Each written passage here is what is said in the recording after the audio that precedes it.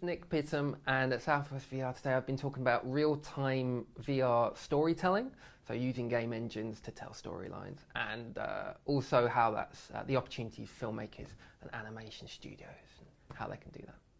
And how can they do that? I mean, where do you start on something like that? What was your sort of headline points for that? I guess the main thing when thinking about real-time VR storytelling is that the storytelling is at the forefront. That's the main thing. You want to tell that story. So if, for instance, you are in a scene and there's a big scene around you, there's lots of stuff happening, or maybe there's not. Maybe there's one thing happening just over here, and you want the player to look over here, sorry, the viewer to look over here, see the action, the story that you've crafted. You kind of want to ensure they're looking in that direction when it happens. So one thing you can do is gaze cues, which is to wait until the viewer's sort of looking in that direction to cue up the action happening. But of course, what if they don't decide to look over there when it happens? You can do other things. You can direct their attention. You can animate things over. You can have sound cues going off to get them to look in that particular direction.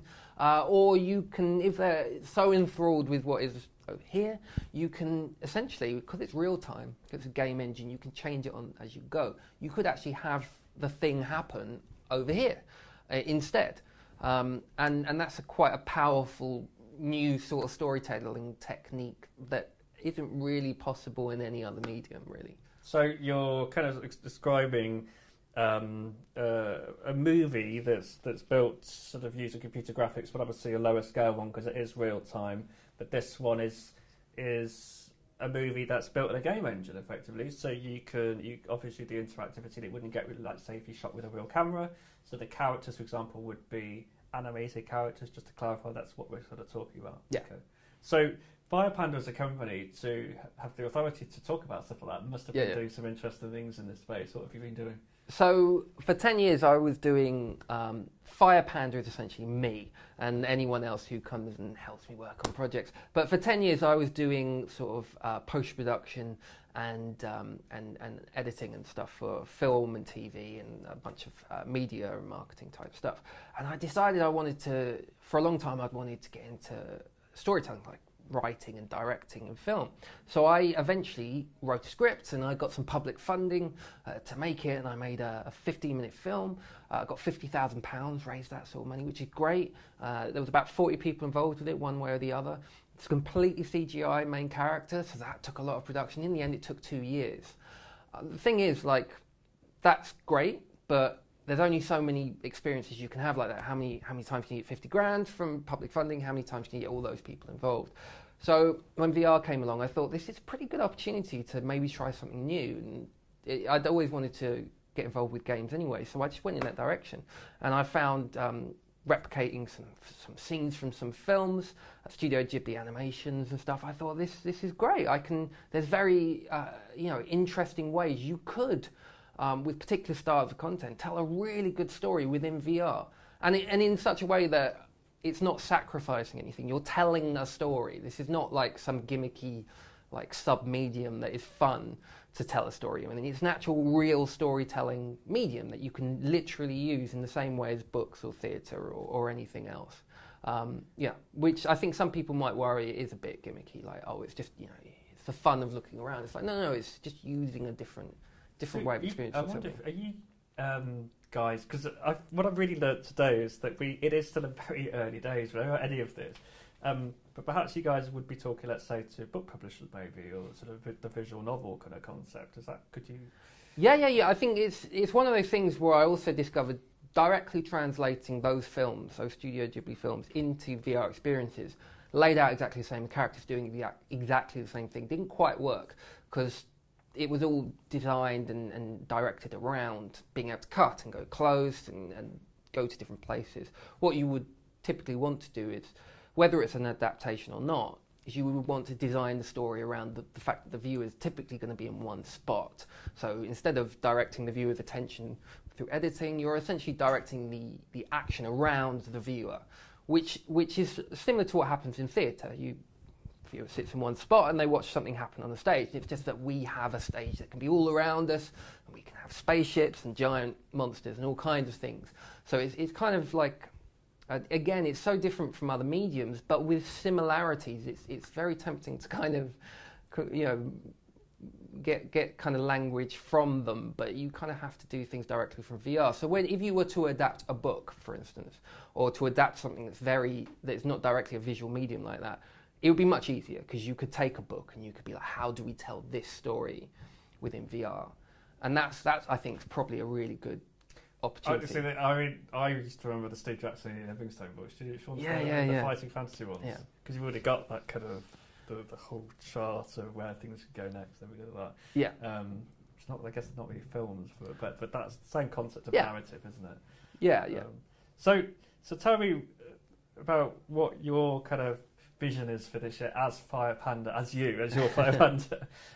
Is there anything? So I've got Crystal Rift t-shirt on there as well. So I think a lot of people will know watching this already what that is. Yeah. Have you? Unless you've got something new to say about that, are there any other projects you could share with us today? So I'm working on Crystal Rift, which is a game, and I came to that mainly because John, the guy who started it, he had been working on it. He's seen my demos, he really liked the art style and everything like that, and he said, would you like to come and work on the game? And the reason I thought that was a good idea is because I'd never worked on any game or any kind of product like that from start to finish as a commercial product. I thought that was a good opportunity to take that experience, and in the same time I've been able to kind of put some thoughts on like art styles and kind of that kind of thing. So for me that was a really valuable experience from that point of view.